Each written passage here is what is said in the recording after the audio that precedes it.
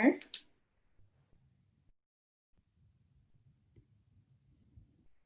Okay.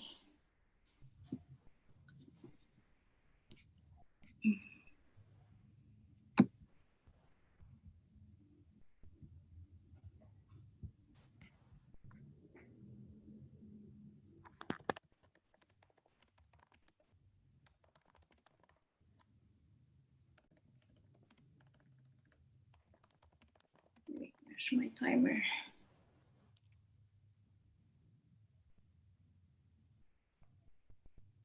Okay.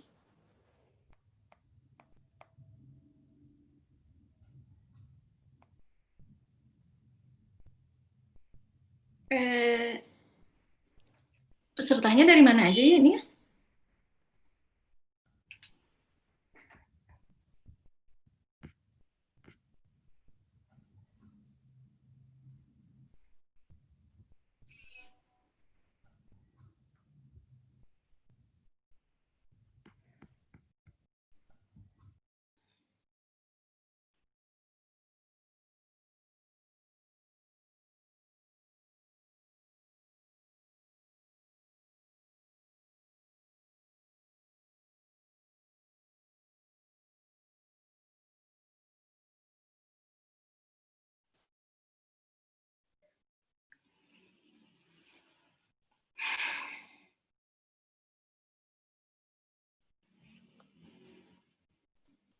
Do we have everyone here already?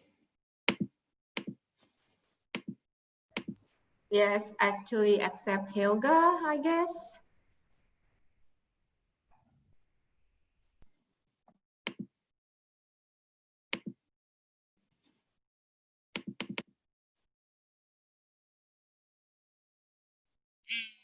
I'll just read the very short profile of the panelists and the discussants, okay? Because I only have 5 minutes.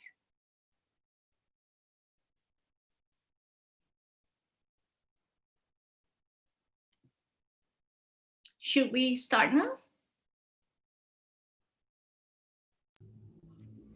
Okay. So we're not going to have an MC, right? No, there is no MC.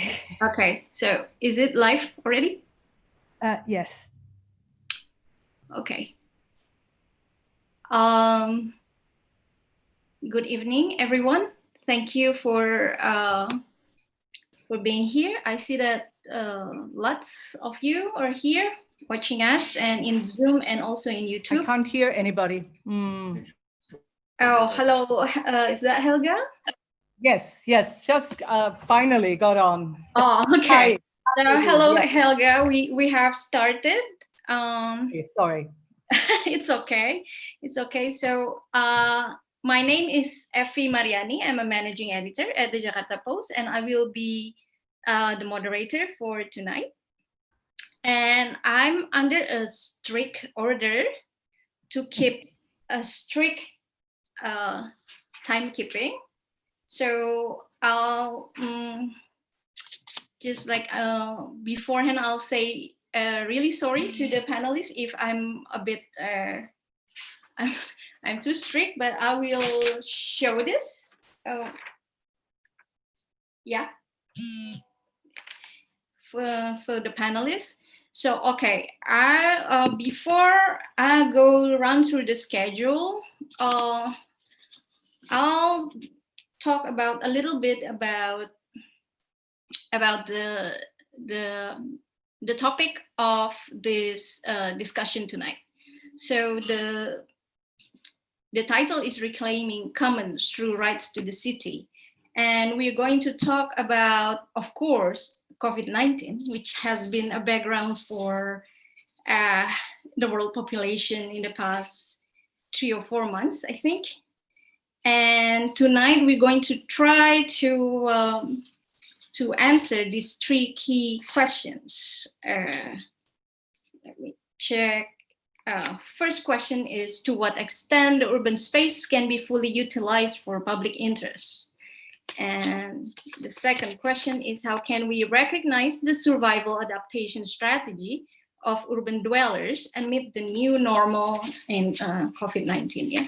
And the third question is how implementation and policies on COVID-19 are in line with the co-production of knowledge. So with us are two panelists, which is like Faila. The first one will be Faila Sufa, and she's the Southeast Asia Director for ITDP Indonesia. ITDP is International Transportation and Development Policy, I think. Sorry, if you correct me if I'm wrong. And the second one will be Alisa Sutanujaya. She's the Executive Director of Rujak Center for Urban Studies. And we will have two discussions this evening. The first discussion is Jakarta Governor, Pak Anies Baswedan. And the second discussion will be Helga Leitner, Professor of Geography at Department of Geography at UCLA.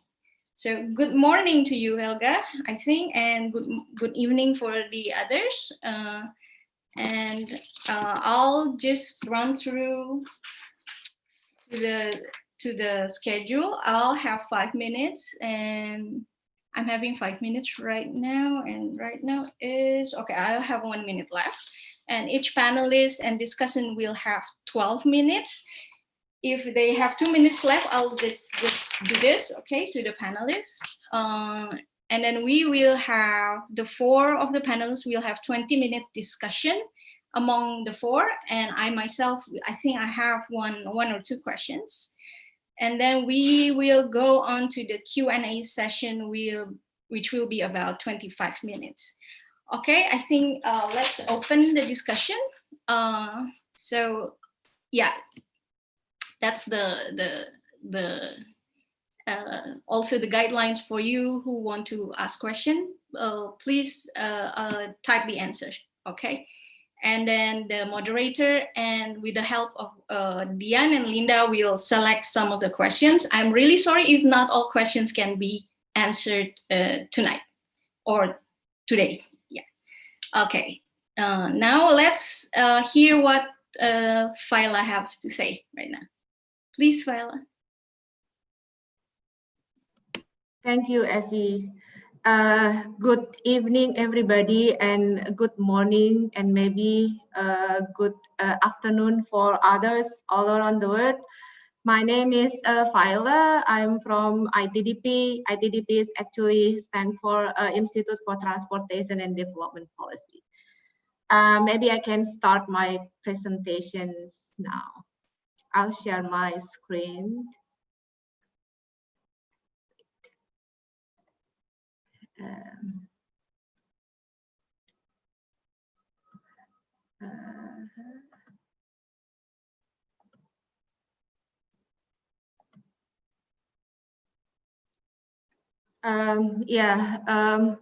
Tonight I will share about the reclaiming the commons, open street interventions, mainly case study from Jakarta.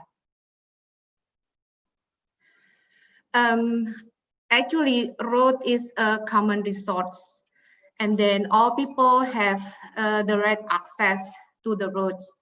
But each person use of that road will reduce others' ability to use it. So given these limited spaces, we should prioritize people movement over vehicles.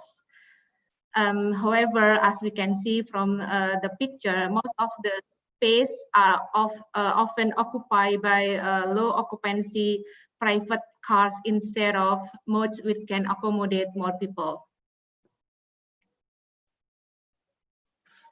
Can you see my slides? No. Not yet. Wow. Wait.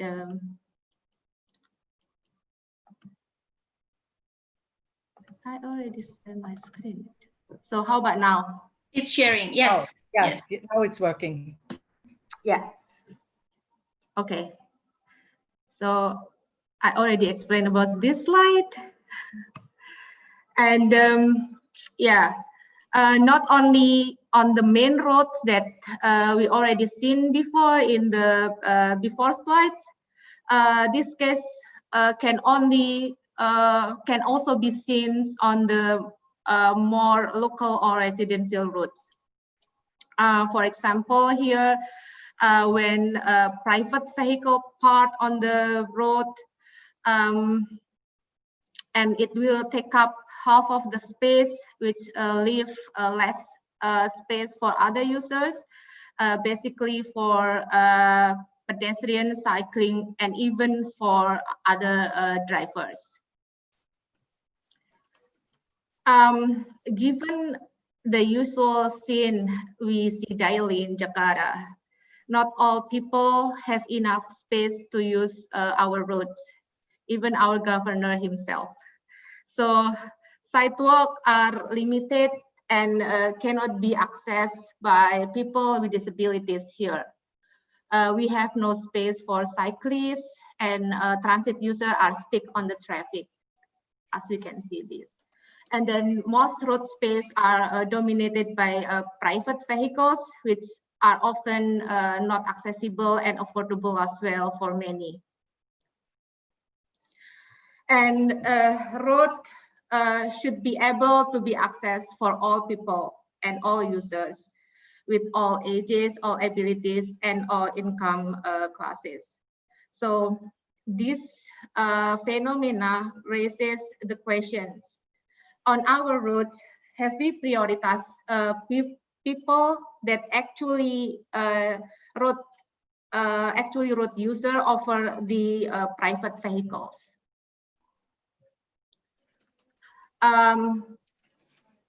Do our roads accommodate all income groups equally? So here, from the survey from Statistic Computer Jabodetabek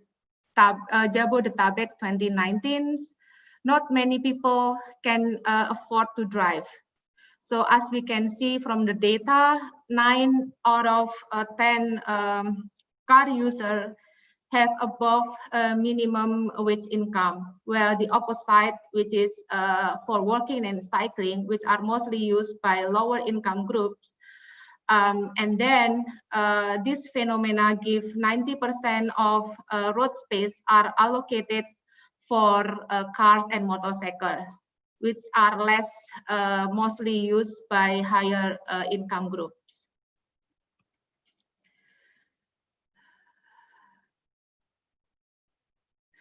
And the data also mentions, this is the data that we collected from our activities on urban village in Jakarta in 2020. It mentioned that women and children mostly use non-motorized transport and also public transport. This could also mean that women and children in our city can only access 10% of the road space.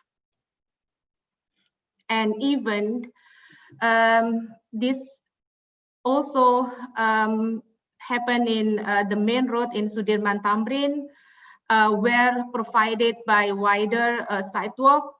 If we compare the space allocated for other modes, we still allocate more than half of the available space for private vehicles. So 50% of the space in Sudirman Tamrin Street is allocated for private vehicles, and only 29% for NMT and 16% for transit. We have to realize that the world is changing now. So the number of cars is not an indicator of economic development. So the world major cities like Paris, London, and even in South America cities, they are giving more space for pedestrians and cyclists. So they are transforming cars and motorcycle lanes into sidewalk and also cycle lanes. So it means that cities are changing human over the vehicles.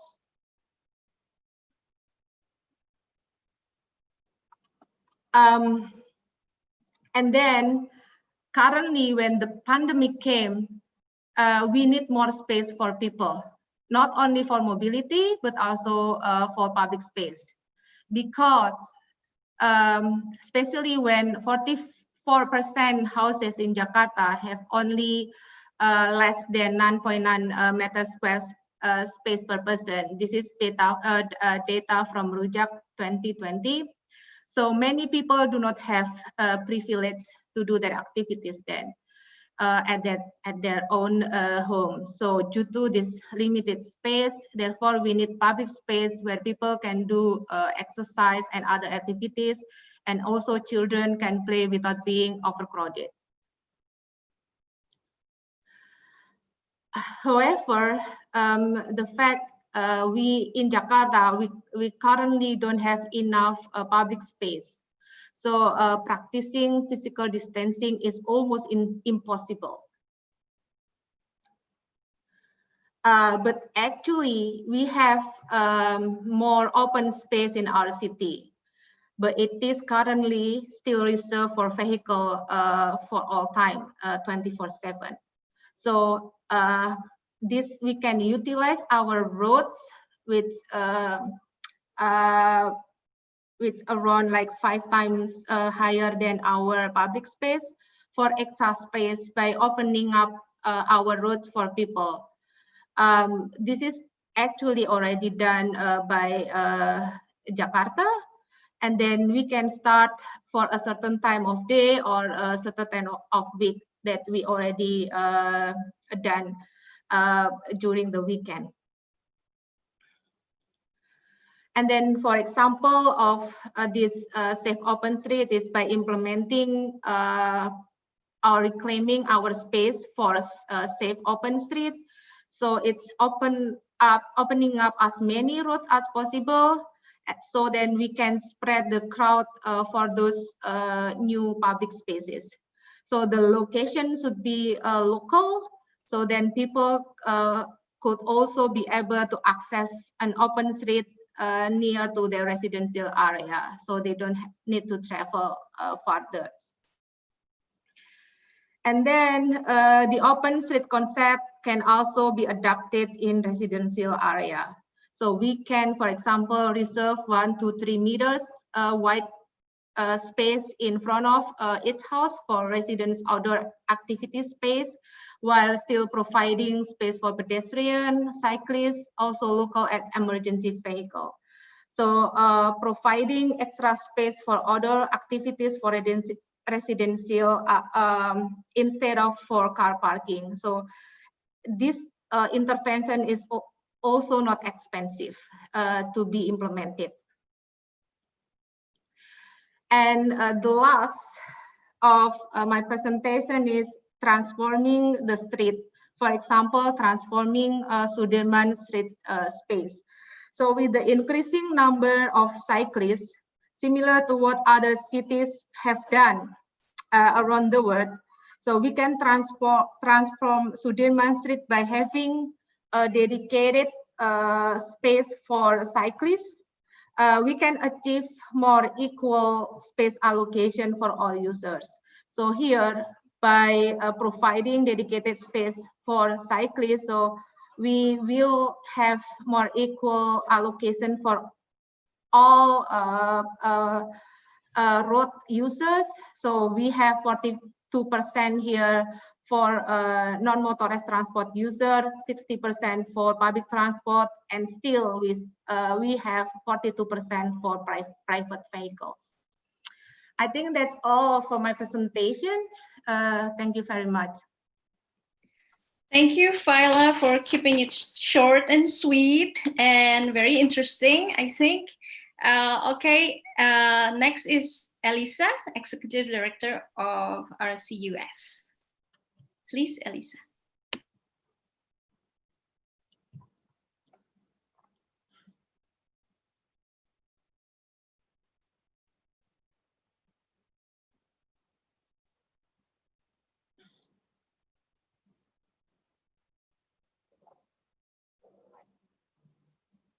Okay. First, we would like to thank World Urban Campaign as to provide this international platform to discuss about our collective idea. So Rujak Center for Urban Studies is also happened to be an associate partner to World Urban Campaign of UN Habitat. And as the co-founder and director of Rujak, it's mandatory for me to explain a bit what is Rujak. So we are a think tank that working together with the communities to generate and implement innovative knowledge and practice to form sustainable cities and region. As we all know that COVID-19 is currently the biggest disruption to what we call as a contemporary urban development, which has happened to be a neoliberal neoliberal way. So the virus itself is not only redefining our relationship to both personal and public space in the city, but also it's also decommodifying our collective resource in the city. Like Viola already mentioned about how we utilize street, for example, how we utilize the road, what's road supposed to be. And also at the same time, we would like to explain how we can decommodifying water and even housing itself. So the virus also highlighting urban inequalities, we all know about that, and also lack of basic human rights fulfillment in the city. But I would like to see the virus as an opportunity and an accelerator for social movement to reclaim control over decision about how the city develops and grows, and to promise greater access to urban space and resource to all inhabitants. So unlike the basic concept of human rights, which is sometimes embedded to individuality, right to the city is not simply of the accession of a right to particular resource, like for example, liberty, religion. Rather, they assert the existence of a common stake or common interest in resources shared with other urban inhabitants as a way of resisting the commodification or privatization of those resources. So in this presentation, I would like to use pandemic as an elevator to kickstart transformation of the city into a commons resource, a collaborative space supported and enabled by the states, which is why we invite Jakarta Governor here. And this crisis, either as a pandemic or housing crisis or climate change, can only be addressed collectively. So I would like to propose how commons and commoning can help Jakarta to transition to be more fair, inclusive, sustainable, resilient future by showing these two examples, including one already presented nicely by ITDP. So we start with the water, the issue of water as commons, especially in the peak of by the end of the privatization, water as privatization. I think it's coming next year, supposedly, the agreement. So our argument here, starting with the notion that water as human right, highlight and first, that everyone should have an access to water without discrimination or exclusion. While commons and communities represent a vision for solidarity, democracy, and ground and justice. These rights should if I can borrowing the term from David Harvey, is called sociogenic. By means combining them together, we would like to integrating the community needs for a rearrangement of society and redefinition of the relationship within it. So I put an example of the recent project by Rujak together with UTC and Kampung Muara Angke in supporting by DKI Jakarta government and also state-owned company, water company. So this is Muara Angke, a fisheries kampung in North Jakarta, which has never received a formal water provision service due to legality issues for almost 31 years. So because of this COVID-19, hand washing become a mandatory, and it's a facility. This facility become a public responsibility, and suddenly all this hand washing facility pop up in everywhere in the city. So we use this issue to advocate and negotiate with the government to provide emergency water services. And like we know, for the first time in 31st year, 5 kampungs in Muara Angke now have water services, even though it's only for emergency for now.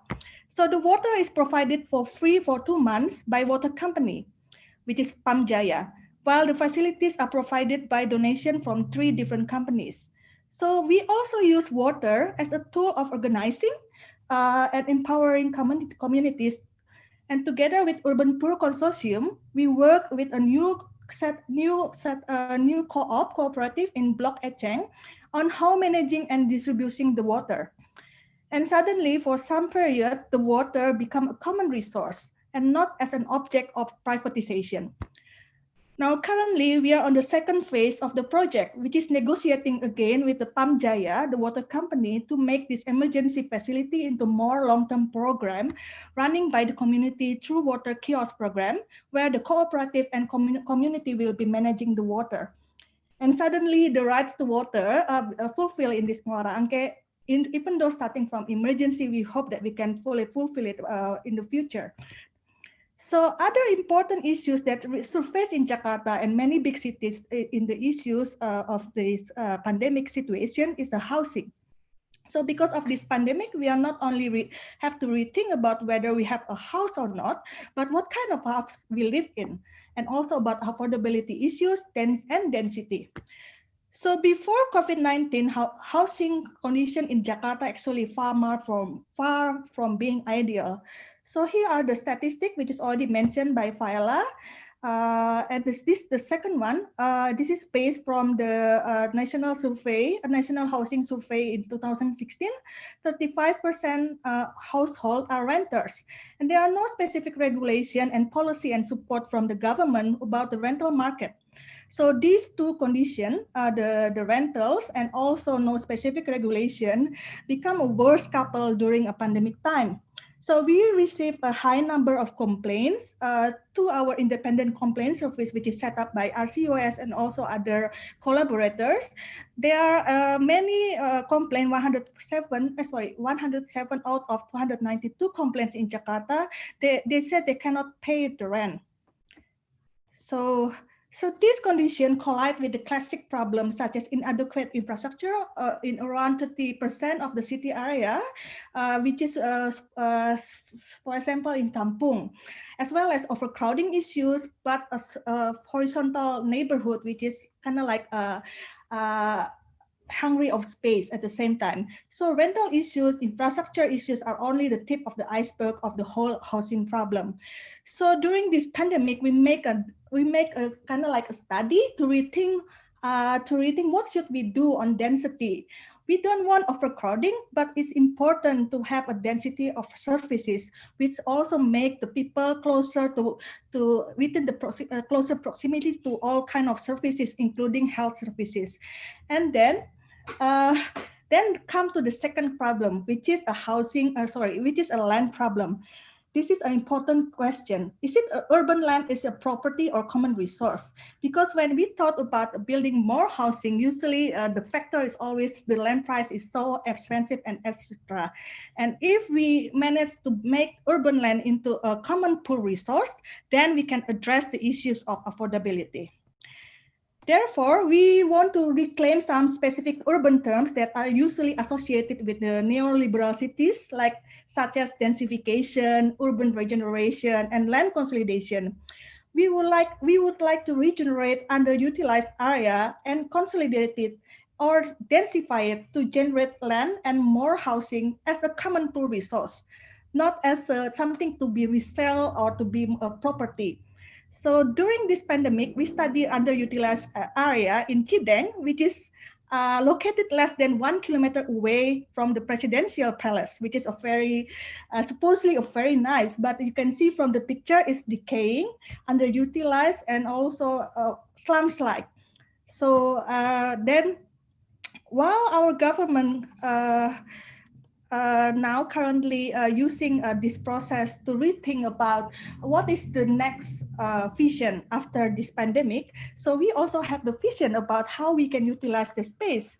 So we want to see as consolidation, land consolidation, densification as a way, as a government to help us reclaiming some land, and government as a platform utilize the land to become a housing for the people, but have to be rethink as a social property instead of as a private property. So this is some kind of the idea. First, the government has to be collectively understand that it's supposed to be a shared resource. And then we have to utilize housing as a social function of property, not as a tool of ownership. And here is some example. When we want to densification of the housing, then government can take land, underutilized land, and then utilize his power as one who make a spatial planning and rethinking privately how to transform privately owned structure into something more collectively owned, collectively utilized by the communities. So how to put one single housing unit into 15 units. And this is a questioning of distribution and how to best share the finite resource. Other example is this, sorry. Other example is this, a small scale consolidation.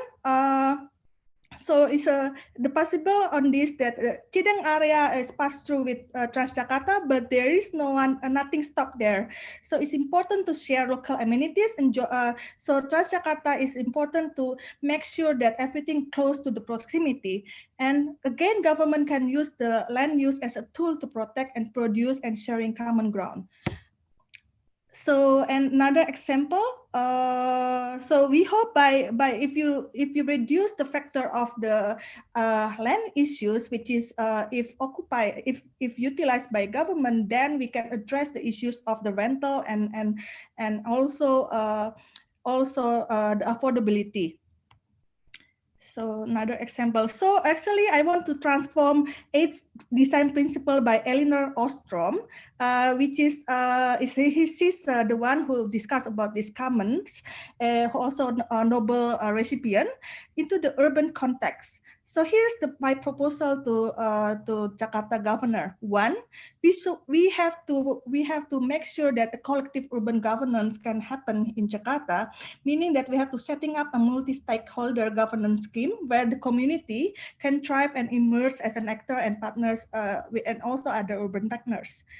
So state have to be facilitating platform in create, manage, and support the urban common sustainability, and have to make sure that experimentalism, including adaptive and interactive approach of land use, it can be managed, can be utilized to manage the urban commons.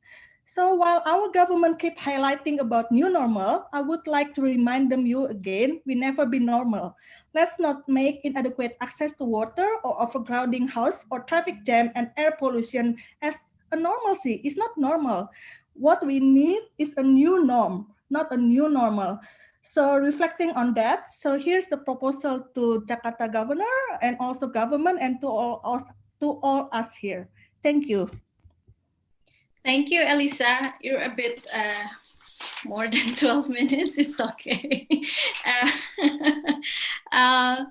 Next is our first discussion, which is Pak Anies Baswedan, our not my governor because I live in Banten, Jakarta Governor. Please, Pak Anies, I'll be strict. Don't kill the messenger, okay, Pak Anies? Nuhun sewu, Pak.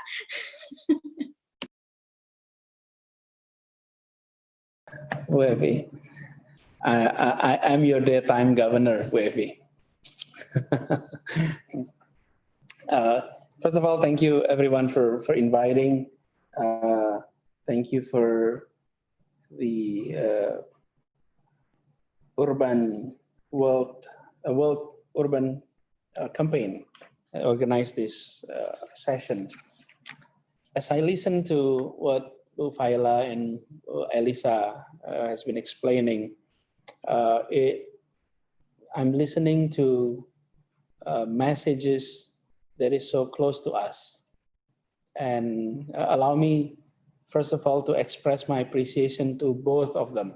I think, speaking to all audience, both Faila and Alisa have been our source of ideas, and we have been collaborating on issues with regard to one, transport, and two, on urban regenerations and many issues for the commons. And our approach has always been to develop this city, we need to have a collaborations with as many relevant stakeholders as possible. And we don't want to pretend as if we know all the answers to every problems that is happening in the city. In fact, we'd like to do shoppings of idea, and both have been great partners in the past few years. Now, with regards to some of the ideas that has been presented, allow me to first share that when we're facing this pandemic, I'm also seeing this as an opportunity for change. Yes, indeed, we're facing health crisis, we're facing economic crisis, but on the other hand, we are also seeing opportunities for change. At least number one is the use of technology in various different occasions and various different interactions. Just as our seminar this evening, if we're conducting this kind of seminar, say a year ago, it would have been somewhere, in any cities, and we'll be traveling and we'll be having a more traditional seminar. But with this pandemic, suddenly we're doing everything through digital media, something that is not new. We have all the technology, we have all the equipments, but only now we're forced to do it. And same thing with the city. I think we are seeing an opportunity for transformations. One, with regard to transport. I think Ibu Faila provide comprehensive explanations, but I'm also seeing that it is a learning process for all. One, for us in government about our rules, regulations, and paradigm. And two, is with the public themselves. In the past 2 years, we've been campaigning to see, for example, bicycles, not as tools for sports, but as tools of transport, from sport to transport. And that campaign, even though been done in various different ways, did not pick up the momentum, attractions, until the pandemic came. Once the pandemic came, suddenly demand for bicycles increased exponentially, and everyone seems to like cycling, something that was tough to campaign in the past. The impact is us in government suddenly have to revise our rules and regulations. In our 5-year planning on transportations, the word bicycle was absent. None. It wasn't mentioned. There is no term bicycles. Pedestrian sidewalks is there, but bicycles, none. This is just an example. Suddenly, we are revising that. We are in the process of revising, but it shows that it is an opportunity for us to learn and then make improvement in our policy. Same thing with the issue that Bu Alisa explained earlier, collective urban governance. I think the proposal that you presented here, Bu Alisa, is very interesting proposals. And we're happy to move forward with the idea of partnership. And that has been our spirit. We would like to partner, not only viewing other stakeholder as consultant or as advisor, but as partner, as collaborator. There are stages of collaborations. One is, of course, we view ourselves as administrator and we view our citizen simply as resident. That's the first stage of interaction between government and the people. And the second stage, which is a later stage, is us in government view ourselves as a service provider, and that the citizen is being viewed as customer. And usually citizens are happy being viewed as customer and us being a service provider. But that's the second stage of interaction. The third stage is the public or the citizens as participants, and us putting ourselves as partner. So we are having partnership. But there is a fourth stage. We as collaborator, and then the public, the residents as co-creator. What we'd like to engage in Jakarta is that our partners serve as co-creator, not only as participants, not only as customer, and not only as resident, but resident that has been empowered into customer, empowered into participant, and ultimately empowered into co-creator. What does it mean when we're viewing ourselves as collaborator and our citizen as co-creator? It means when we are forming policies, when we are engaging in transformations, we do it together. And it takes time, it takes patience, it takes extra energy. But I do believe when many involved in this collaborative scheme, solution and also implementations will be widely accepted and would be easily transform the challenge that we'd like to change. So I welcome this proposal, Bu Alisa. The challenge now is not on your side. The challenge is on my side. We in uniform has been accustomed to following procedures, following rules and regulations. And often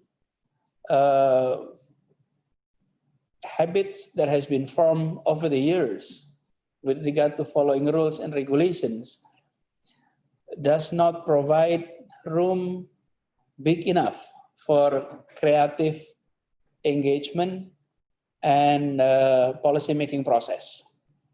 And therefore, to do this, we will need a facilitator. So at least 4 components will be needed. 1 is government. 2 is creative partners like yourself. 3 is the public or the community itself. And 4th is a facilitator to facilitate the conversation between these 3 components so that this idea is able to be discussed. But I agree with the view that the pandemic has opened up a window of opportunity, and we better get it done while the opportunity is still there.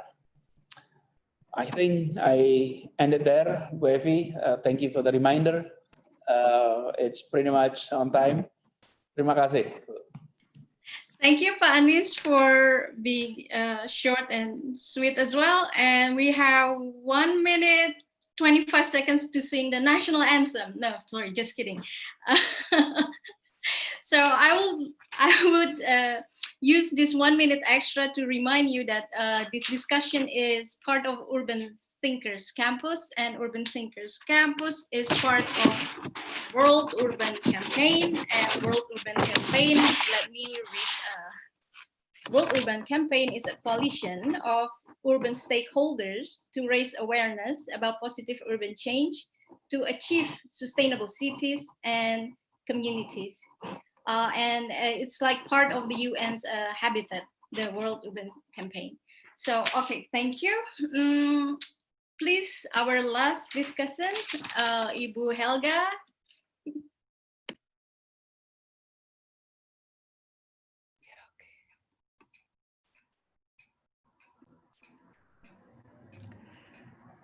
Okay. Selamat malam. Good evening, everybody.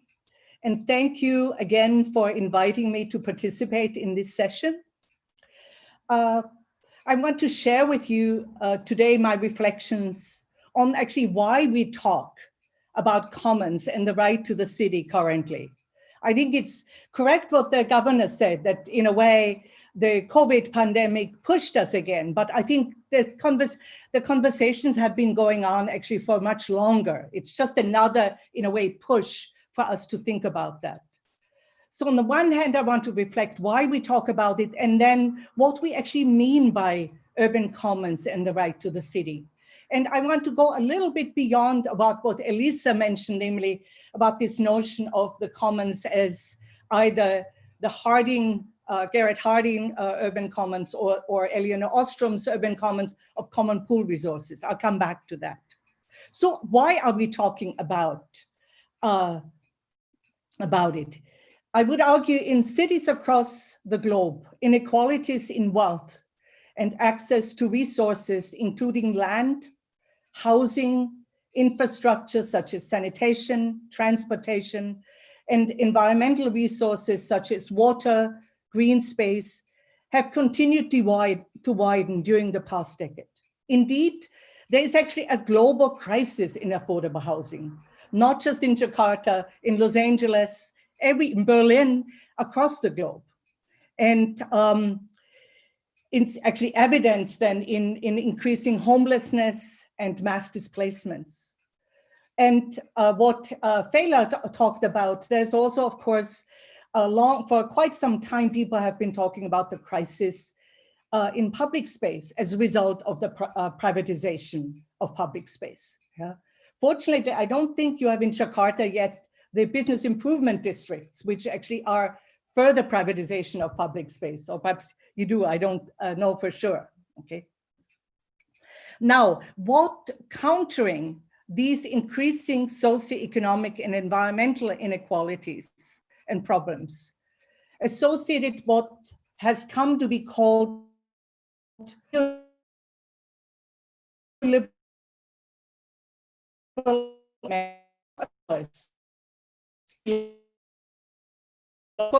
and enlightened politician, no? I don't know, my internet connection is unstable, it says, okay. Alternative conceptions of the city and urban life. And I want to go a little bit beyond it. There was really what I has as a geographer and urban planner for many years. There are three powerful concepts and slogans. And all these three powerful concepts and slogans draw attention to the existing social and environmental inequalities and problems. But however, go beyond that and propose alternative ways of doing things. And in particular, highlight the importance of collective interest in a way what all the people who spoke before me have actually also highlighted. Yeah. So what are these three? First, there is actually a term, a slogan, which is called cities for the many and not the few, which is against the notion of cities for profit. And it actually comes from a small booklet by Doreen Massey and her co-authors in a response to a white paper by the British government about the future of British cities. And it lays out steps that need to be taken and changes in governance to address inequalities, highlighting the need actually for resources and power and new institutional structures. The second one is the right to the city. It actually goes back to the term was coined by a French sociologist and philosopher, Henri Lefebvre, and it lays out a demand for a transformed and renewed access to urban life. And Lisa also mentioned, or as David Harvey put it, the right to the city is far more than individual liberty to access of urban resources. It is a right to change ourselves by changing the city. And the next one is particularly important.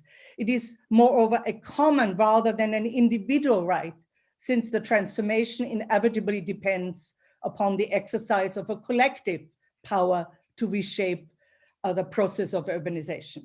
Now, what has happened is this idea of the right to the city has spawned now really a global right to the city movement that is really fighting for democracy, socio and spatial justice, and sustainability of cities.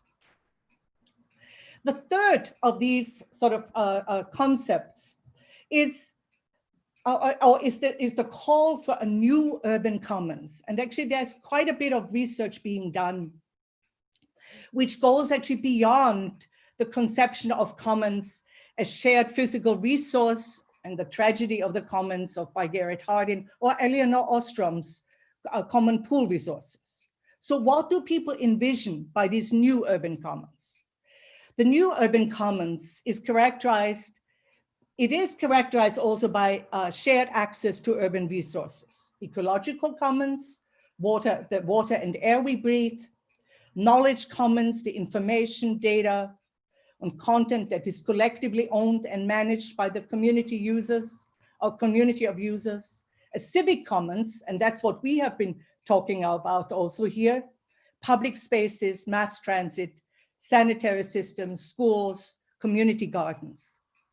But beyond the urban commons as it is conceived by people who are working on this now goes beyond just these common pools of resources, but also is about different social and political relations and modes of conduct, modes of governance, new practices that transgress the normalized ways of doing things, or as actually Governor Anis just mentioned, sort of the entrenched, tries to sort of shake up entrenched ways of doing things. Now, how much time do I have left? Effie. Okay. Now, practices sort of commoning, actually they exist and we come across it in small spaces everywhere in cities. But practice of commoning and the new urban common don't just happen.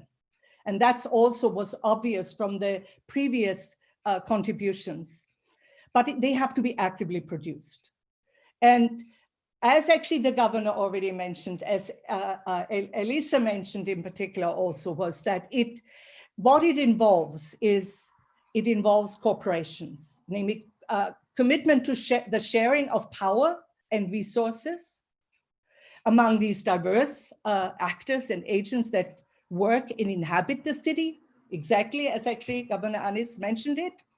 But there is another aspect, and this is actually something which isn't so easily legislated. And this is caring, the caring for your fellow humans, the more than humans and the planet. So there is trying to bring in this notion of a politics, bringing care into politics again, that it's not just about rules and regulations, it's about people also caring for others, for fellow humans, but also the more than humans and the planet. Now, then the big question is, and that's what actually some of us have been working, how do you get actually to sharing and caring, you know? What are some of the requirements for such a commoning? And clearly commoning requires not just the pursuit of individual self-interest, but a commitment to collective interest, which means practices of consent and not coercion, collaboration and care. This is not an easy task. It is difficult to maintain commons and commoning practices because of the individualizing nature of social life, in particular in capitalist Western societies. I think there are more aspects which you can find actually in Jakarta than you can find in some European or US cities. And also because entrenched hierarchies, but also because of the challenge of working together with strangers. Commoning also is extremely hard. It requires hard work, determination, and willingness to listen and to learn from each other. This means also people in government and professional planners and architects be willing to listen and learn from citizens. Again, something which some of you already mentioned. But I think the last one is something which I really learned also from my own field work and my own research on sort of attempts at commoning practices. Successful commoning also always requires establishing rules and regulations, codes of conduct to maintain the commons, to use, take care of, and accept responsibility for a resource, yeah? And also then distribute the benefits in ways that take into account the well-being of others. In other words, Governor Anis talked about sort of democratizing the decision-making process, but also this also means actually the rules and regulations need to be democratically more democratically established, and need to be some open to renegotiation, you know? So for example, from my own work in Jakarta, I feel the regulations and rule for constructing and using replacement housing for displaced kampung residents, the Rusunabas, actually, they need to be actually open for negotiation and for discussion. And I think in order to really accomplish this, there needs to be a lot of political will from the government to help democratically establish these rules and negotiate actually with affected residents. I leave it at this, terima kasih, and I hope that at least in a couple of years, I finally will be able to hold give a presentation in Bahasa. I'm still not able to do that, so I apologize for that. Thank you very much. Terima kasih. Thank you so much, Bu Helga. You still have 30 seconds actually, but let's use it for more interactive discussion. So we'll enter the 20 minutes discussion, where the four of you with me as well, so the five of us can interact. But also we see that we already received like a lot of questions, so I'm excited. So it's for later. So okay, let me sort of like maybe like not really summarizing. I think it's like the discussion. The four of you has like make it like the dramaturgy of this discussion has been like kind of. Great for me, because first Viola opened with kind of like optimistic view of COVID-19 giving opportunity for cyclists, and then Alisa also optimistic with the water access, and then coming up with a proposal, and Pak Anies, the governor, says that, well, yes, we welcome the proposals, but etc. And I think Bu Helga has like make it like sharper by saying that it's not an easy task. It's extremely hard. And I really like you mentioned the share and caring of human beings, because it's can I ask a question to Viola and Alisa, and also just segue in from what Bu Helga said, especially about sharing and caring for human beings. But what Viola said about the space being now like cyclists are more like taking up more space in Jakarta, I think, please correct me if I'm wrong, and probably we need more survey on this, but what I've seen is like the cyclists are actually the same people who are using cars previously. So class-wise, or maybe income-wise, the people who now occupy more space that was usually for cars are actually maybe the same people. So it's not like the opening of the space for cyclists is not exactly the opening of space for lower income people. That's what I see. So I would like to ask Faila to respond. And also Alisa about the water access, even though I think, yes, that's a small victory for the kampung, and congratulations, I think, for Rujak for giving the kampung clean water for COVID. And you said also this is emergency, but you're hoping for more long term. But I want to ask you, is there a possibility of the kampung people now are more aware of the privatization issue in the water company? Are they now more willing to, like, for example, to join the movement for? I see there's been a movement, and Alisa is one of the member of the movement, right?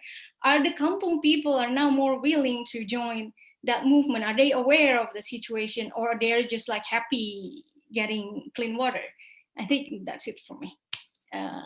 And please, Faila and Alisa, if you want to respond to Bu Helga and Pak Anies, please. Sure. I would like to respond first. Actually, what Effie mentioned that is it correct that the cyclists currently is that people shift from private vehicle to cyclists? That will be really good, because that's what we aim for, to encourage them to shift the mode for more sustainable and more not only sustainable, but in terms of the space itself, I think using cyclists is more saving the space. If like a couple weeks ago, I tried to surface what is the occupancy of the car drivers inside their cars. Actually, it's less than 2. Even a lot of cars, only 1%.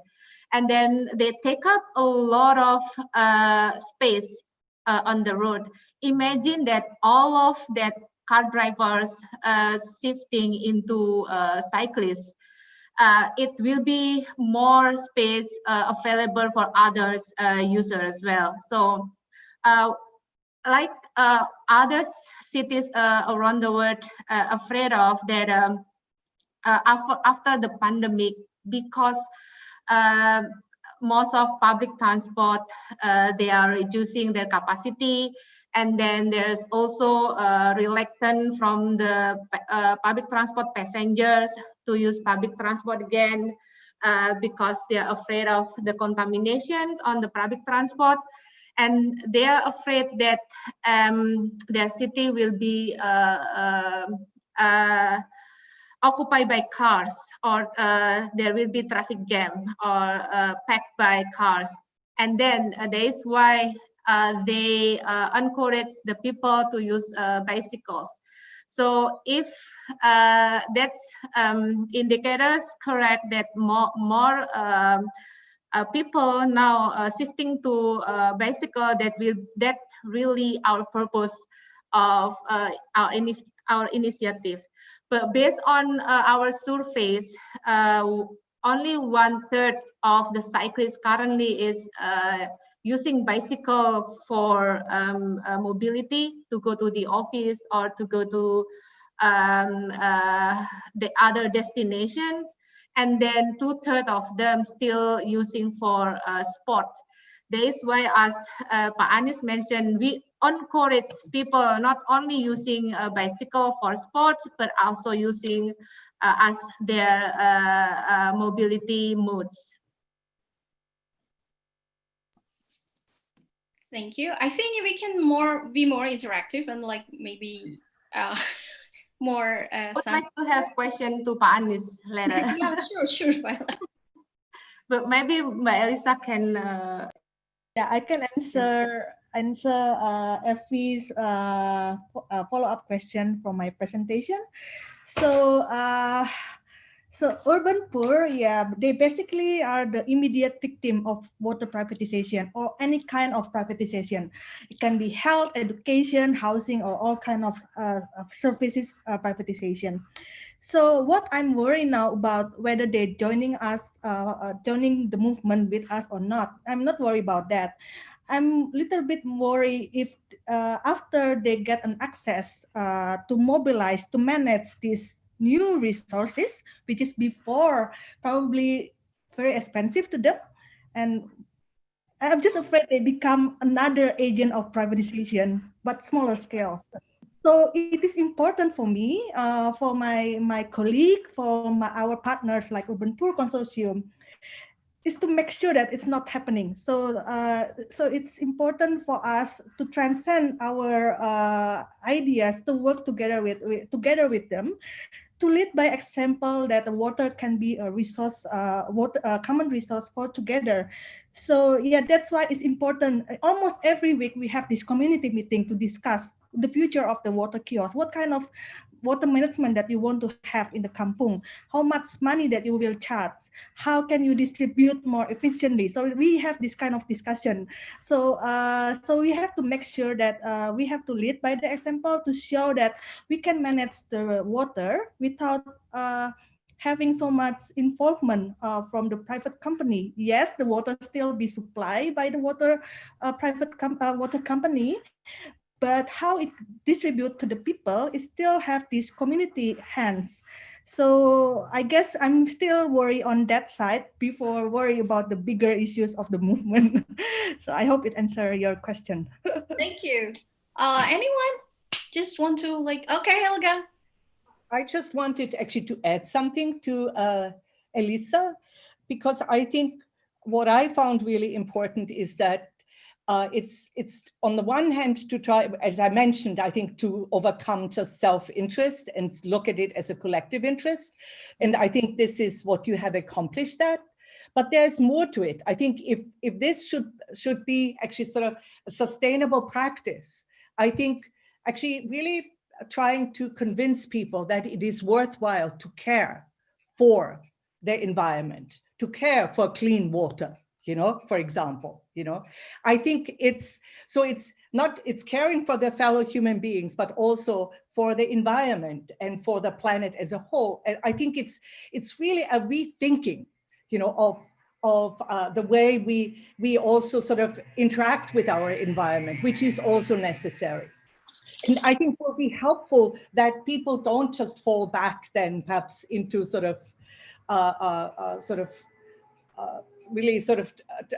really patterns which they have been used to, patterns of behavior also,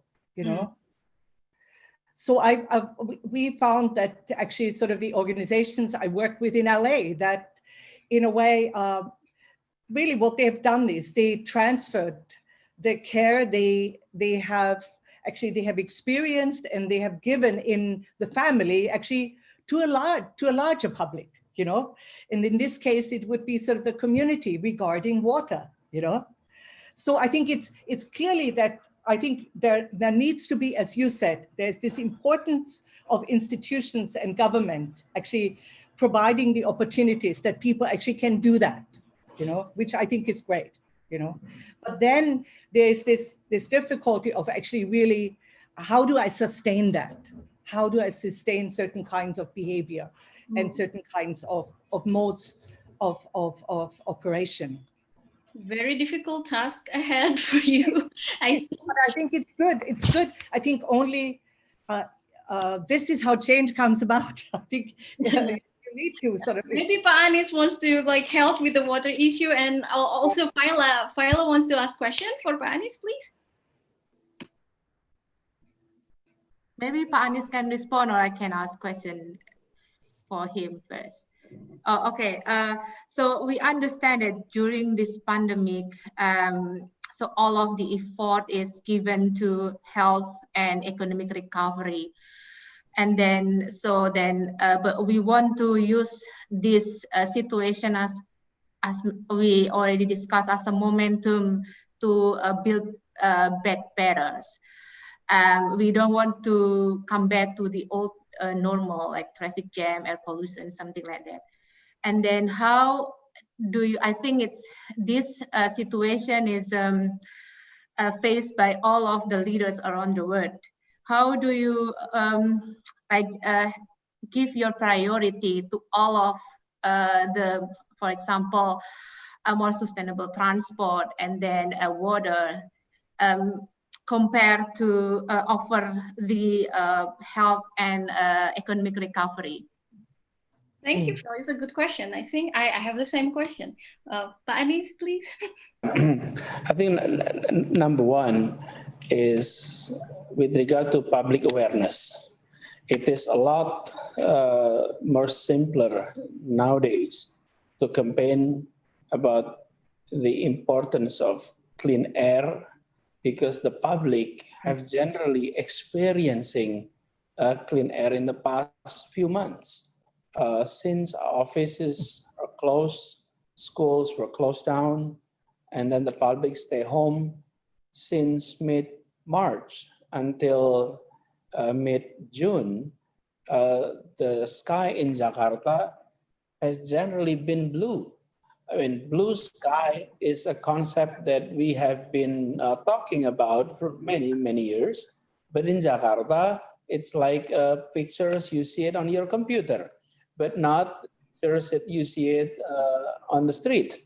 And in April, in May, so many people were taking pictures of our blue sky, meaning the questions that we can pose to the public is, do we want to keep this blue sky? Or do we want to come back to our gray sky as it has been for many years? So I think awareness is one.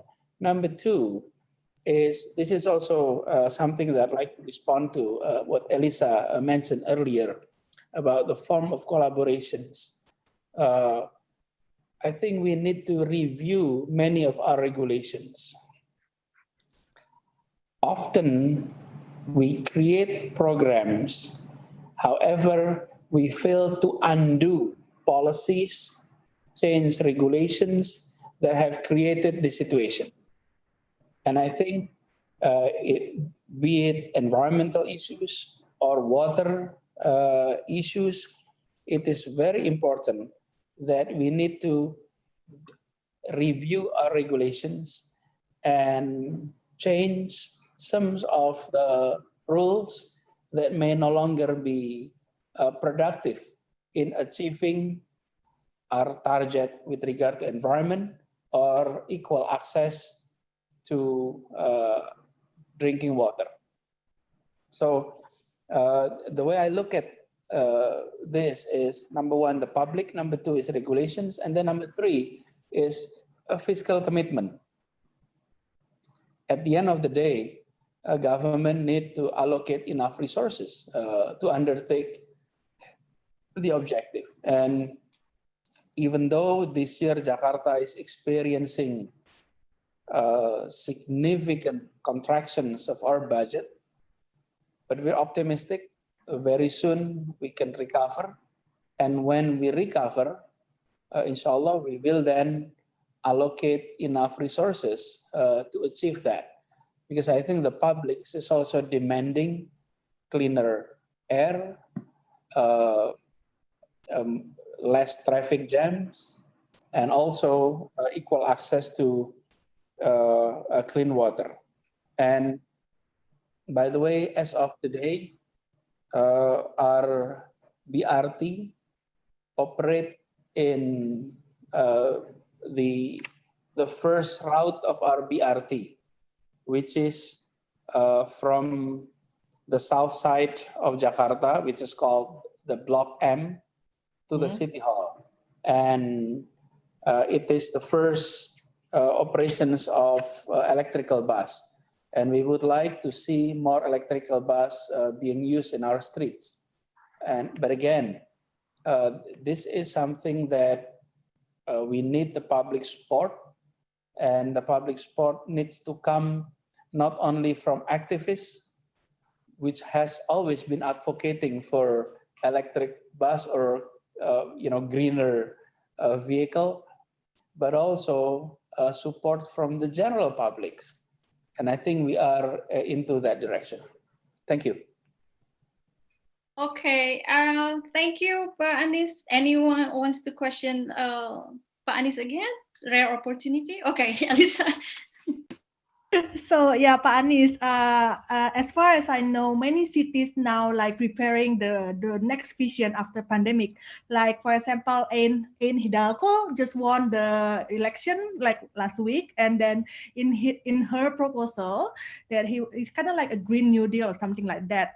So do you think Jakarta will also having the same situation as well, where the situation where we can also envision what is our life after this pandemic? But usually in Jakarta, when you describe or decide on the vision is only by the government. So how to ensure that this vision can be construct or produced collaboratively? So it's a challenge because it never been done before, but I would like to hear your idea about that.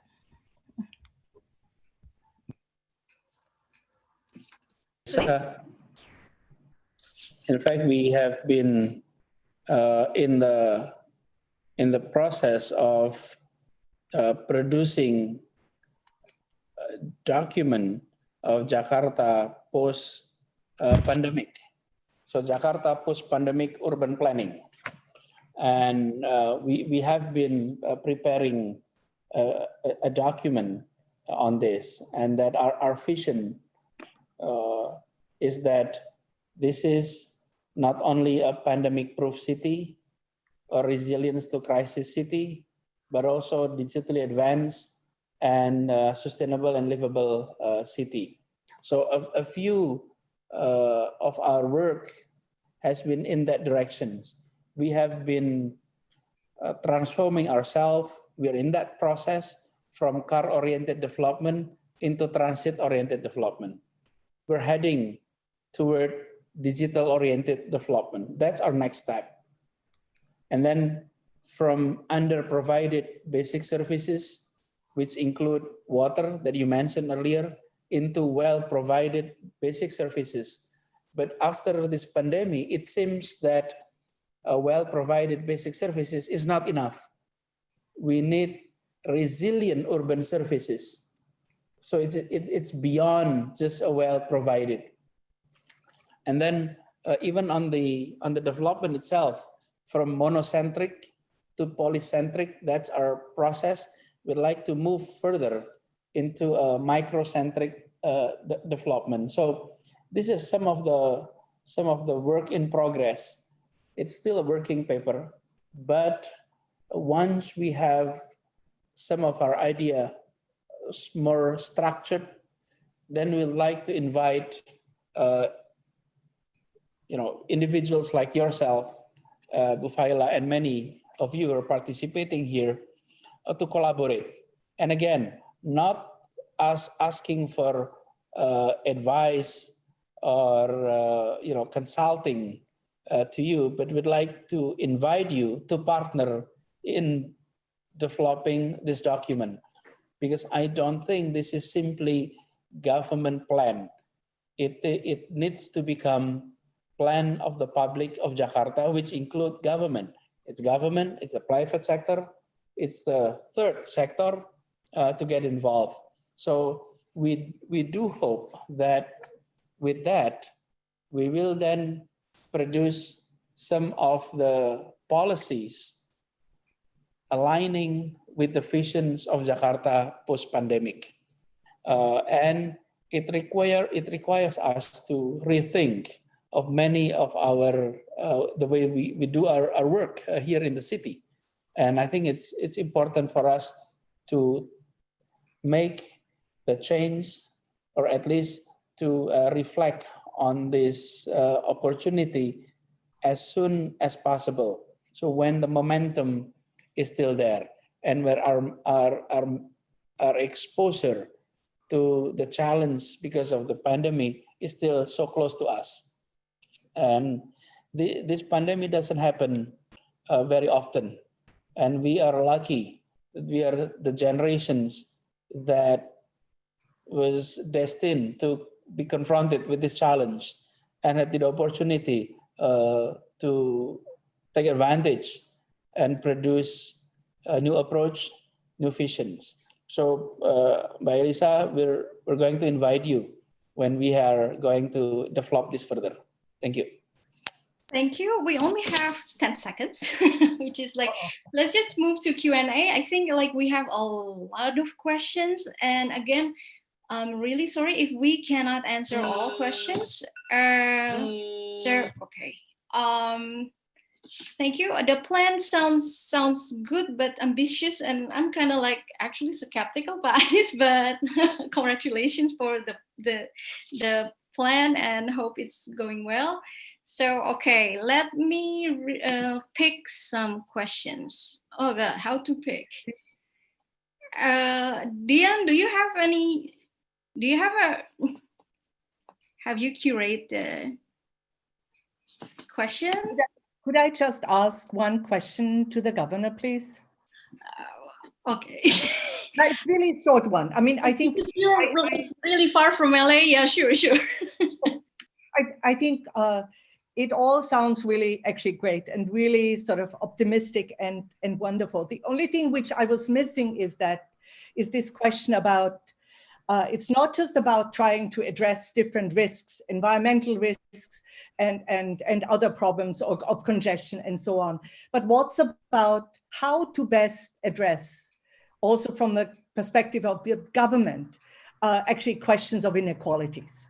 So the issue of inequality needs to be actually sort of an integral part in actually planning change. You know, it's not just responding to risk and making things more resilient. It's all important, but also what's about the different, that basically risk is not the same for different classes of people, different groups of people. Yeah. So I think that's for me a big issue still, I feel, in order to make cities to actually sort of more equitable. What can we do to make them more equitable and actually overcome really the dominance really of big business?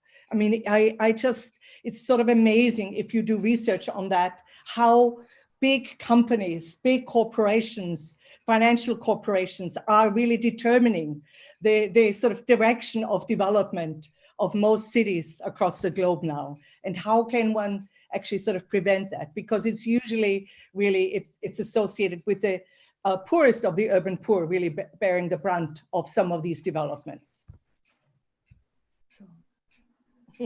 Sorry. Wow. Close to my heart. Inequality, okay. Inequality. Yeah, Helga, I envy the sky behind you. It's blue, it's beautiful. And that's inequality. That's inequality. Absolutely. Now, but you raise a very important issues. But before I address your questions, let me give you an illustrations how this pandemic is a wake-up call to all of us about inequality in Jakarta. Okay? We have 11 million people in our city and 3.6 million households. Okay? And when the pandemic arrived and we closed down our schools, offices, works, factories, and all of that, but basically everyone were requested to stay home. 2/3 of our household, which is 2.4 million households, do not have sufficient saving to fulfill their daily needs for food. Okay, so we are providing until today 2.4 million households with food on bi-weekly basis. Okay, it's a serious wake-up call. It is. You know, this is not like there is a natural disaster that damage everything. You just have to be at home, and suddenly we all realize, oh my God, I do not have saving on my account. And therefore, at the beginning, we're providing 1.2 million households. And then we invited the communities to do data collecting. And community leaders were listing names of family that do not have income. And many of them were not considered poor before the crisis. And then suddenly the number doubled from 1.2 to 2.4, which is 2/3. So, Helga, when you mentioned about this inequality, suddenly it is so real. I mean, this crisis is a serious wake-up call. So what to do with this? I think one is what has been mentioned earlier by Alisa, that housing is key. Access to housing will truly help our populations to have a better situation, specifically on their economy. Number two is improved public transport. It may sound simple, but if 30% of your income is being spent on transportations, then it is an issue. So government need to intervene on that aspect, because in the city, mobility is key. Number three is then access to source of fund for micro businesses, because this is a city in which services is key. So it's not so much of your labor, but also your entrepreneurial skill is needed. But if you have entrepreneurial skill and you don't have access to financing, then it is an issue. Now, some of the issues like health and education is key, but Jakarta is basically, we have universal health coverage. 99% of the population is covered by healthcare. And we doubled that in 2018. We used to be only around 77% of our populations, and then we increased into 99%, which is basically 100%. And we allocated enough fiscal resources to do that. So Jakarta is about 18% of Indonesian economy. The key is how to make sure that one, living cost is reduced. Two, is access to market is open. And three, common goods is being provided by government. If we're able to do that, then basically we're entering a stage where equal opportunity can be presented to people. So, we often said here in Indonesia that we'd like to give not only the fish, but also the pancing. How do you say pancing? Maybe? The fishing rod. The fishing rod. The rod. Yeah. Not only the fish, but the rod. Yeah. But Helga, having the rod is good. But if there is no pool and there is no fish, what can you do? So we need, yes, it's better to give the rod, but also important to make sure that the pond is there and the pond has fish. And I think if that is presented, then equal opportunity is present, and hopefully in the long run, we will be able to tackle inequality. And in fact, today we are trying to do that by equal access to education. That many of our families coming in from lower socioeconomic status have not been able to access quality schools. And now we're opening up their access. And we do hope that the next generations will be doing much better than their parents. Because I'm seeing education as an escalator for social economic status. I hope I address some of the issues you raised. Thank you. It seems that I'm failing miserably to keep the time. But I hope we're still here. I'm sure. I think everyone will still be here in the next 25 minutes, I hope. So 25 minutes for Q&A start. We have a lot of questions, but I will open for you open up question and answer. I feel like a true minority here, being the only male on the conversation. And okay. but you know what I'd like to share with you is this. The champions in our city in combating COVID were all pioneered by women top leadership in the city. Good. So, 4 or 5, I would say, top leaders in the cities that helped me in combating COVID issues, all women. The chief of our health agency, and also the head of contagious disease office, and also the surveillance team, all led by women. And then when it comes to providing food stamps, again, led by another women leaders. And then when it comes to all these statistics and data analysis, the deputy is also another lady. So, apparently it takes women to tackle COVID in Jakarta. Hey, maybe next governor will be a woman or next president. No offense, but okay. It's hard to choose questions. So I will first choose a question for Faila, okay? This is from Nadia Q. She asked the question from YouTube. So it's for Faila, yeah? Open street adaptation in residential area is highly beneficial for the inhabitants in one area and increase social interaction in safety.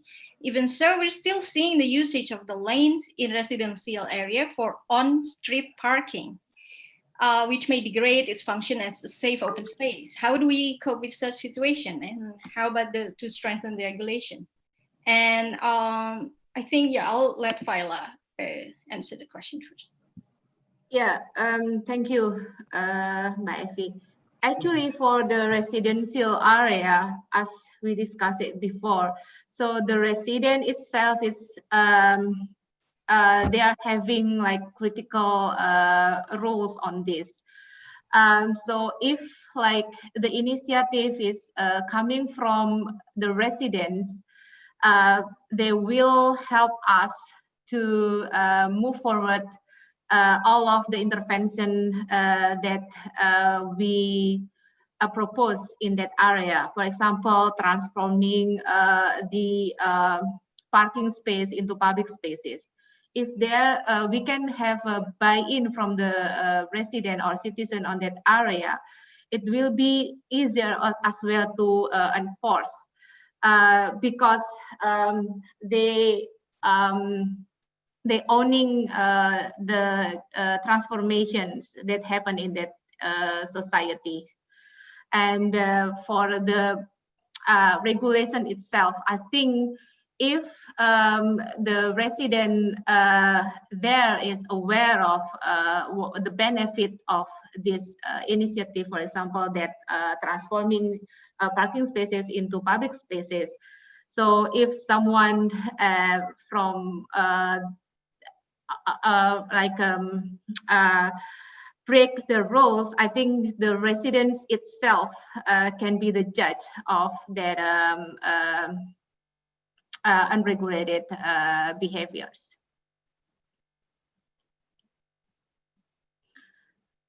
Yeah, so the key is to engage the residents on all of the intervention that we are going to do. Thank you, Faila. Next question is for Alisa. It's from Amalinda Safirani. Hello, Linda.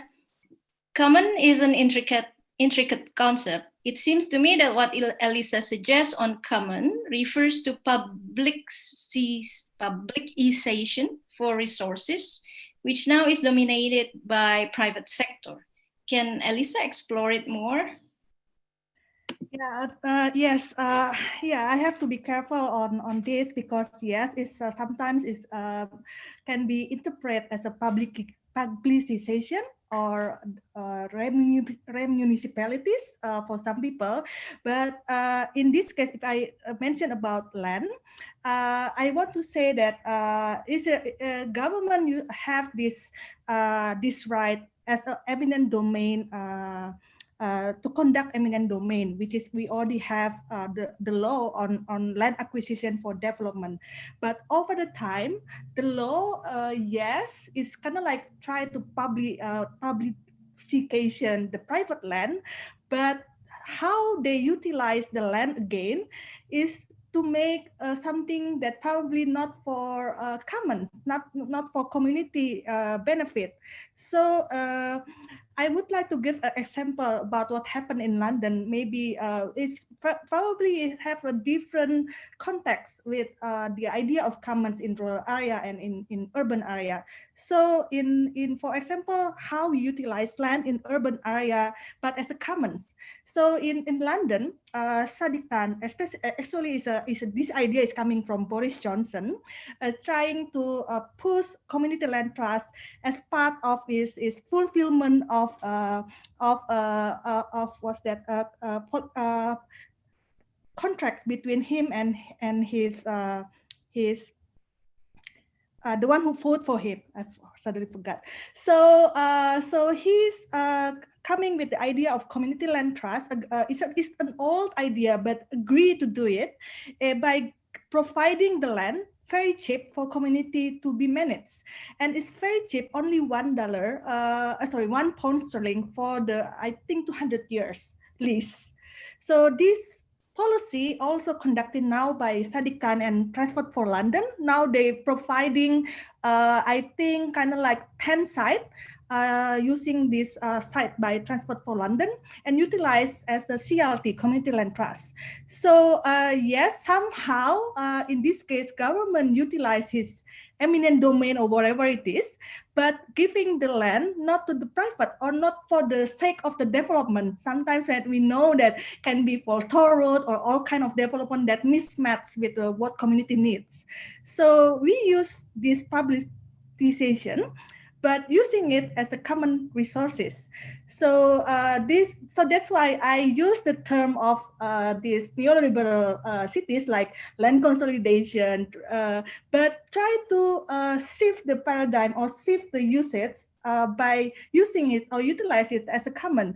So if the governor or if the government want, actually he can do that as well by providing or giving the land for cheap or very cheap, very affordable, and then make the community use it as a, so the land still owned by the public itself, it can be the government, but the building and something on top of it is managed by the people, by the community. So actually that's what we want to do in Kampung Aquarium together with the residents there. So I hope that what happened in Kampung Aquarium will be not only one, but it will be everywhere. So everyone can enjoy the fulfillment of right to adequate housing. So I hope it answers Linda question. Yeah. You can japri nanti later, yeah. Thank you, Alisa. We still have 16 minutes actually, so plenty of time. Oh, Helga. Okay, Helga, can I ask one question for Pak Anies first? Yes, sir. Right? Okay, I'll give it to you later. Don't worry. Okay. Is in Indonesian, kind of like bahasa Indonesia aja ya Pak ya. Apa pandangan Pak Anies mengenai konsolidasi lahan di kampung di DKI Jakarta? Apakah memungkinkan atau masih sulit? Ini pertanyaan sulit, Pak.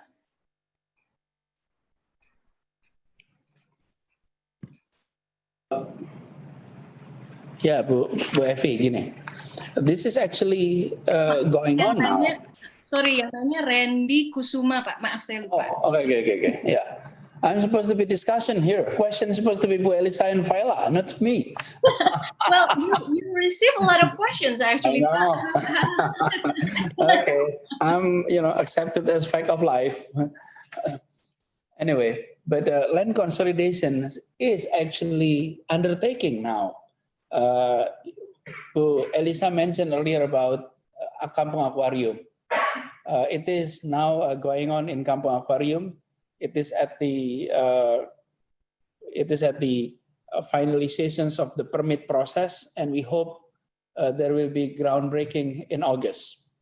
And then we have also similar situations in Bukit Duri that land consolidations is undertaking, and we are entering the finalization stage of the design and also in administering the land. So, Bu Evi, Randy, very soon we will have example of that case, but we need to have more. And some of the challenge that we have here that Bu Alisa mentioned earlier about community land trust is on the durations of land use. The renting in Jakarta limits to 5 years. And I think this is part of the regulation issue that we need to tackle. But we are working on the regulation side, and we would like to provide examples of this land consolidation. And if we're successful in few cases, we hope we can then do in other places. Thank you, baby. So next is Helga. Helga, do you want to speak first, or do you want me to read the question? It was just a very quick comment to this question whether this is a publicization, community land trust. I don't think it is. It's because in reality, actually, if it's done right, basically the government will help through land consolidation to establish a community land trust. But then actually the trust is actually the matter of the people who live there and who actually then manage the trust. So I don't think one can actually talk about sort of a publicization again, I think it's something different. But I think just what the governor just said, Governor Anish just said, 5 years is nothing. I mean, I think you need longer leases for community land trusts, in terms of land leases than that, if I understood him correctly, Yeah. It's because it's too much to be reformed. Yeah. Okay, thank you, Helga, for the clarification. So next is you have a question from an anonymous attendee to Helga. Do you have any examples in US on how some governments or politicians are fighting back lobbies from car industries, which are quite powerful here in Indonesia, that result in regulation that is not in favor with the commons and succeed? Like, is there any successful lobbies of politicians or governments or against car industries? I don't know one specific against the car industry, but I have been really following very closely the fight for a living wage, for a minimum wage, raise the wage in California and in other parts of the United States, and which was actually really organized or crucial for them were not so much unions and union workers, but actually some of these community-based organizations who really did actually what the governor before said, were working with multiple stakeholders, and had a really incredibly well-organized campaign to really successfully now raised the minimum wage in California. The first actually in Californian cities, I think that's not true. Seattle, Washington was the first. Then San Francisco, Los Angeles, and now actually also the state of California has adopted a $15 minimum wage. But I think this was really only made possible by really actually practices of commoning among a diversity of stakeholders who really put the collective interest in front of individual interests. Yeah. I think we all have to like learn about commoning more, I think. Yeah. Okay, we still have, yay, good news. We still have 10 minutes. So Pak Anies, banyak sekali pertanyaan untuk Pak Anies. So I'll just pick another one, okay? Pick the easy one, Bu Evi. Kan ini mungkin aji mumpung ya Pak, mumpung ada di sini bisa ditanyain. Untuk Pak Anies, ide tentang pemanfaatan ruang gedung yang terbengkalai untuk dijadikan RTH, tolong penuhi hingga 30% ya Pak. Ini dari Dodi Setiawan Pak, bukan dari saya. Juga untuk tempat tinggal warga, sepertinya bisa jadi solusi untuk memberi tempat tinggal yang layak. Dalam hal ini ruang gedung yang punya Pemda DKI. Mohon dipertimbangkan. Gimana ini Pak? Dari Pak Dodi ya Pak? Bisa di-occupy nggak nih Pak? Yeah, here is the thing. We try to adopt a more creative way in creating open green spaces in our city. The traditional approach is purchasing land or acquiring a property and convert it into a green open space. But I think moving forward, we need to do extra on this, because there is no way that we can only rely on our fiscal capacity to do land procurement in Jakarta and convert it into green open space. There is a limit to our fiscal capacity. However, if we provide tax incentive, then we will be able to expedite the process. So starting in 2018, for example, land that are unused in main road across Jakarta is being offered options. We will double your land property, your property tax if you keep it unused, or if you open it up for public as green open space, then we'll discount your tax by 50%. Interesting. So, you know, with that approach, they have the choice of, you know, starting to do construction, then the property tax remain as it is, or you keep it vacant, unused, closed for public, will double your tax. Or the third choice is we reduce your tax by 50%, but you have to open it up for public. So I think we need to find more and more creative ways, such as the one that we have adopted, so that the project of increasing the size of our green open space is not only done by government through fiscal power, but also done by private sector through tax incentive. And I think we will try to move into that direction. So abandoned building, abandoned property could of course be included in that. If you have just like abandoned land unused, if a property is not being used, we will be able to use tax mechanisms to provide incentive and disincentive. And we'll definitely consider going into that direction. Thank you. Thank you, Pak Anies. There's this Pak Deden Rumana, just adding some information. I think this is Pak Deden Rumana, who was a professor in Savannah University, I think. So he added some information about Ananya Roy of UCLA with her Institute on Inequality and Democracy has been actively advocating housing rights for many powerless residents during this pandemic. So maybe we can Google Ananya Roy to know more about her movement. Oh, Pak Deden now in Alabama A&M University. Okay, Pak Deden, hello. I've read your research.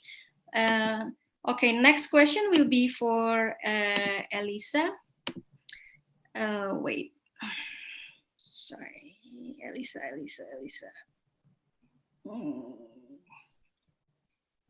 Well, so Alisa, what is it? This is from Cold Night, Malam yang Dingin, from YouTube.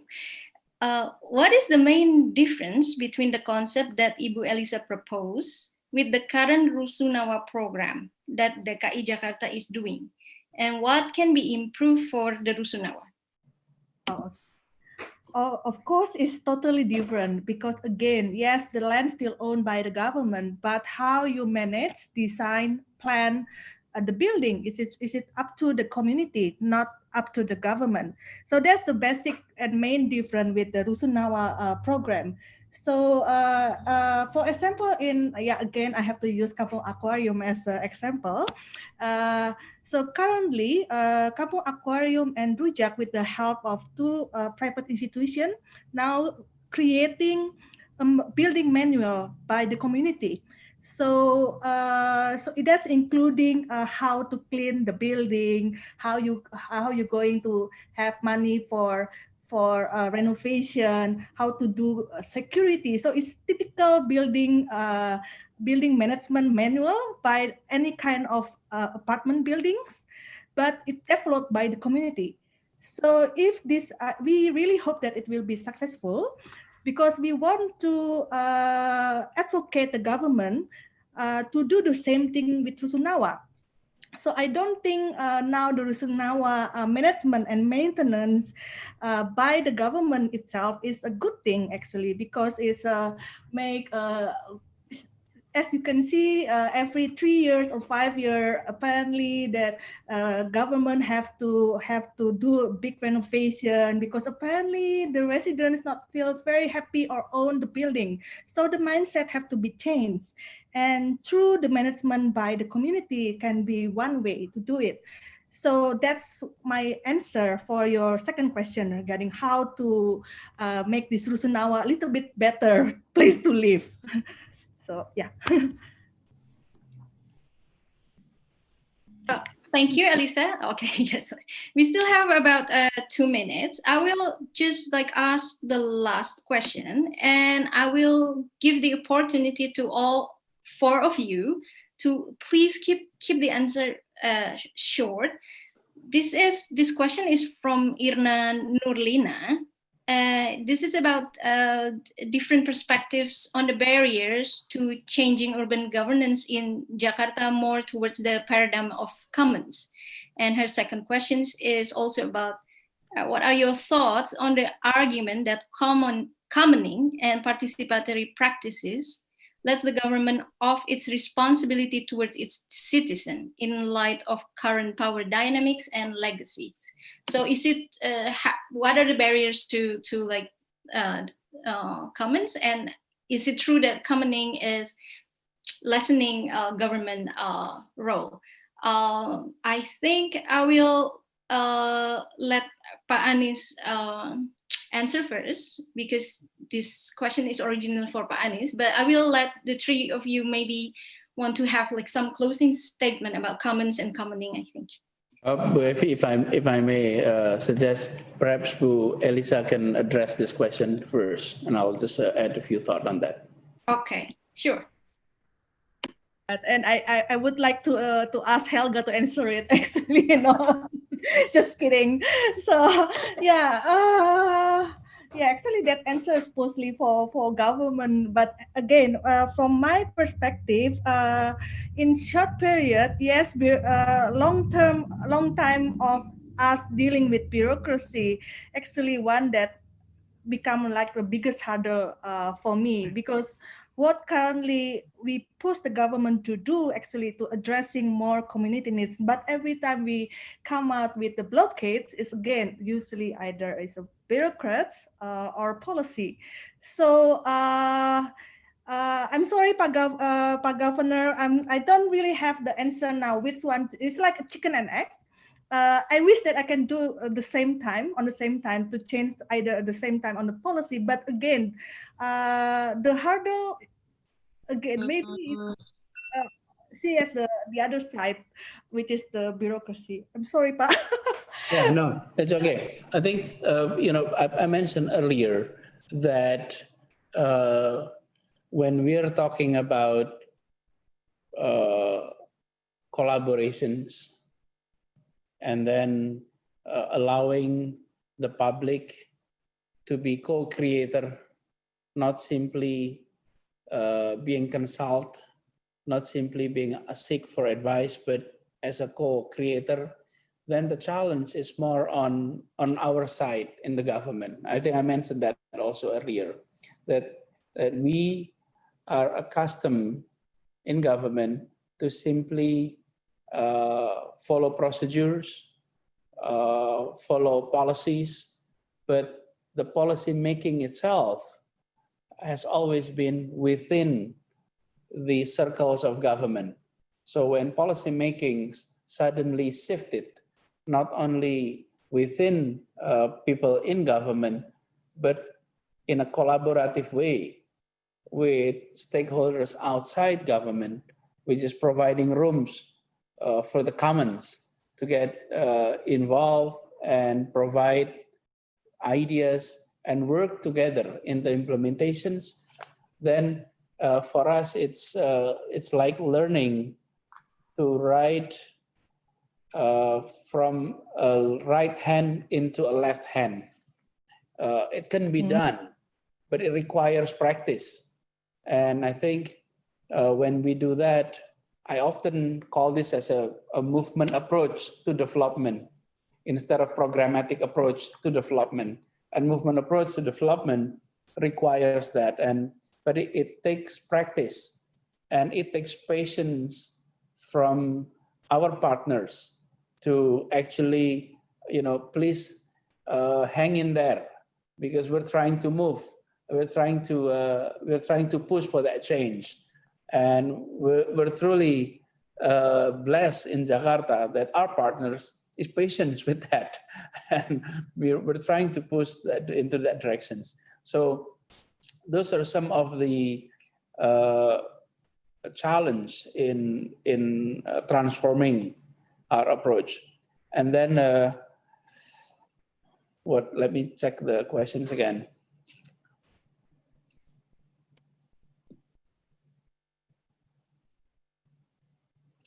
With regard to participatory practice, at the end, when development is done in a participatory way, ownership to problems and solutions is not only within government, but also within the public.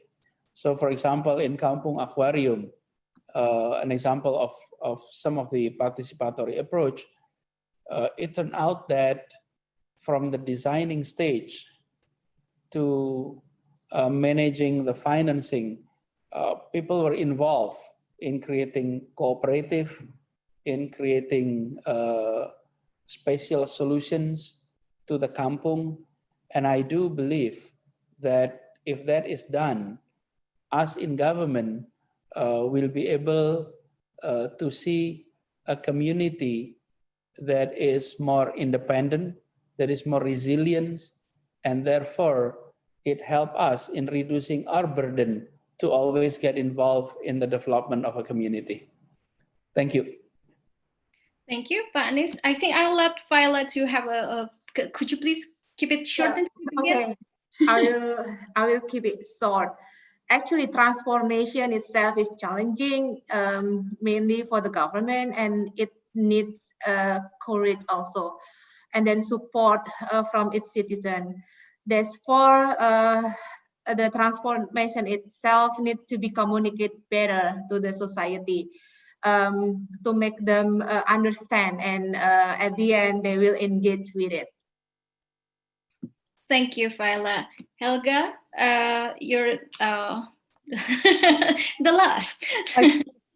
I think there is no question that there are a lot of barriers to really moving towards more practices of commoning. And I think I unfortunately I have to, or actually, yeah, I have to agree with Alisa that on echo Alisa's point that basically I think you need to get the bureaucracy on board. So for example, if you have a governor like you have now in Jakarta, like Pak Anies, who seems to have the political will to actually make a change. But the question always is, how do you get actually the bureaucrats to really move in line with us and also get on board? So I think this, and I think this is actually a really important question, is how do you really keep bureaucrats really educated and with sort of new developments and learn about new developments, that basically they don't get stuck in a sort of schema about how they've always done it this way, and so this is why they want to do it this way again.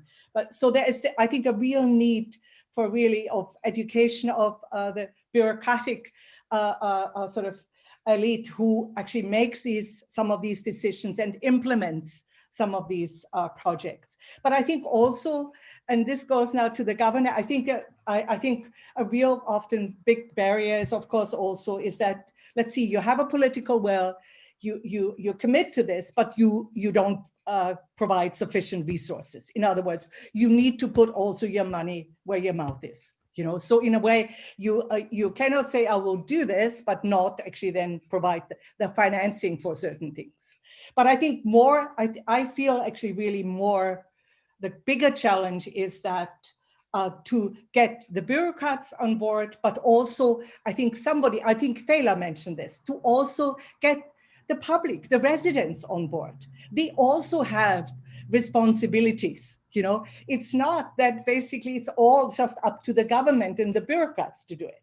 They also need to take responsibility, you know. So I think it really is, commoning is actually a collective project, you know, and only then can it happen if everybody takes responsibility, is open and also willing to negotiate, you know, and not just thinks that sort of always claims making is sufficient. You can make claims, but don't do really anything else. But I must say, I have seen in Jakarta a lot among the sort of social movements and people coming out of kampungs being very actually proactive and really not just making claims, but really thinking about how can we make things better. So I think there is a lot of creative potential there actually among Jakartan residents, you know, and in particular among the urban poor, because I feel it's when you're actually sort of pushed, when you're on the margin and always pushed, you need to actually be creative to survive in the first place, you know. So I'll leave it at that. Thank you again for actually including me in this conversation. It was fantastic. Thank you. Thank you, Helga, and thank you for all panelists and discussions. And of course, thank you for all participants and in Zoom or also in YouTube. I hope this discussion tonight will inspire all of us to collectively, like to work collectively, like together, to make a city, not only Jakarta, I think, because I'm not, I live not in Jakarta, to create more. Only us, you're not resident of Jakarta. To create more livable cities that is like also like closing the inequality gap. I think all of us here have that same goal in mind. And thank you for Rujak and World Urban Campaign for to facilitate the discussion. I think we should call it the night. It's already 9 p.m. here in Jakarta. It's half an hour more than it should be. I'm such a failure. So thank you. And I'm still at work. Waiva. I'm still in the office. So, okay. Again, thank you all, and have a nice week for all of us. Stay healthy, stay sane, and Okay, thank you. Okay. Thank you. Thank you all.